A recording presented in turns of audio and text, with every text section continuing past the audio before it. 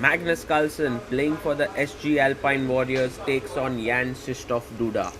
Magnus has the white pieces and opens the game with 1 e4. Duda plays the Sicilian for the Chingari Gulf Titans. He wants to win. He wants to beat Magnus Carlsen, but Magnus goes knight c3. He doesn't go for the open Sicilian just as yet. Knight f6, and an even more interesting choice by bishop e2. He wants to take Duda out of his prep. Knight comes out to c6, and now Magnus plays d4. Well, there are a lot of transpositions in the Sicilian, and Magnus has avoided some of Duda's options, Najdorf being one of them. Pawn up to e5, and the knight comes back to f3. Now Duda stops bishop g5 ideas because the d5 square is a little weak and the knight is controlling that square, so he doesn't want it to get pinned. Bishop e7 played, and I like this little move, rook e1. The idea often is to put your bishop back and the rook defends the pawn. Black castles it out. Very normal, natural position here in the Sicilian. Bishop g4 is one of the main moves here, but rook e8 played by Duda, not the best, but it's a very logical move. h3, Magnus stops bishop g4 ideas in the position. Bishop drops back to f8, and now you can play b3, which is what Magnus does. Very interesting way of developing the bishop, but also later on when you play your knight to d5 and pawn takes, you can connect the pawns with c4. Magnus finishes his development. You can actually learn from him how to play these positions slowly. Get your rook, drop your bishop, develop your other bishop, and so on. b5 played by Duda. Queen d2, connecting the rooks. And maybe now a good option is to put your knight on e7, control the d5 square. But he goes bishop b7. And actually this allows Magnus to fight for an advantage. Knight d5. Beautiful move there. And actually Magnus was waiting for the bishop to come here before he plays the knight. And the reason for it is that now with the pawn here, the bishop is blocked on this diagonal. Duda goes back. Magnus connects the pawn with c4. Queen comes out to d7. And in order to break this structure, Magnus hits it with a4. Fantastic chess. Pawn takes, pawn takes.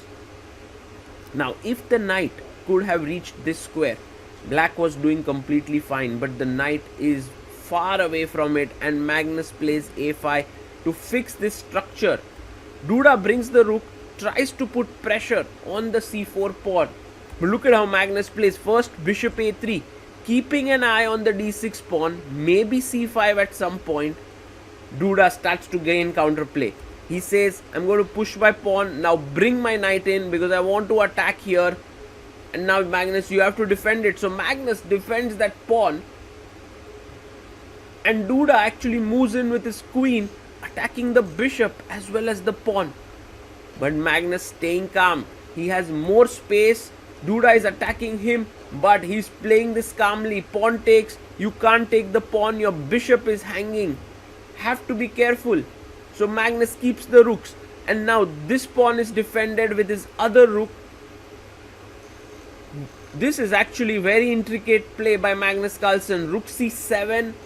Now the idea is to double down the c file and put pressure on c4. So Magnus goes knight f5. He wants to put his knight on e3. Defend this, kick the queen off, and then win this pawn. Bishop goes back to c8, attacking the knight. The knight comes back, defends the pawn, and a sacrifice.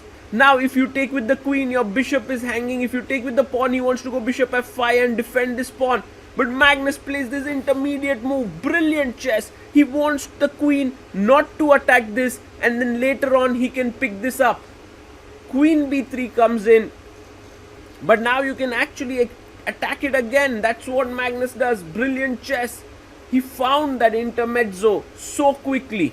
Queen takes c4, and now the queen comes up, and Magnus Carlsen is completely winning. He's an exchange up, and he's doing so well in the position.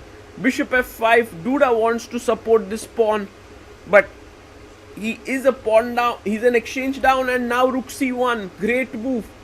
Are you going to lose more material? Well, Duda has seen this coming. Takes here and takes on d1. Magnus moves his king up. His rook is now very active, attacking the black king. Duda plays queen b3. He still has some chances till this pawn on d3 is alive, but Magnus is going to play this very carefully. He first goes queen d4. He sees that the pawn is not moving forward. You go queen a4, pinning here, and now rook a7. This pawn is hanging. Duda plays his bishop back, and now you could take this pawn. It's possible, but Magnus goes rook a8. The queen comes back, and how do you finish this off? Queen b6 played. He's now looking at this pawn on d6 because this is a pin, and Duda moves his queen up, but look at this move. Rook takes f8. Magnus finds it. If you take with the king, queen d8 is a checkmate. You can't take it, and you can see that Duda is very upset with himself, but the position was already lost. King h7, queen comes back on the board, and Duda resigns. Brilliant play by Magnus Carlsen. I would say it was a flawless game by the world number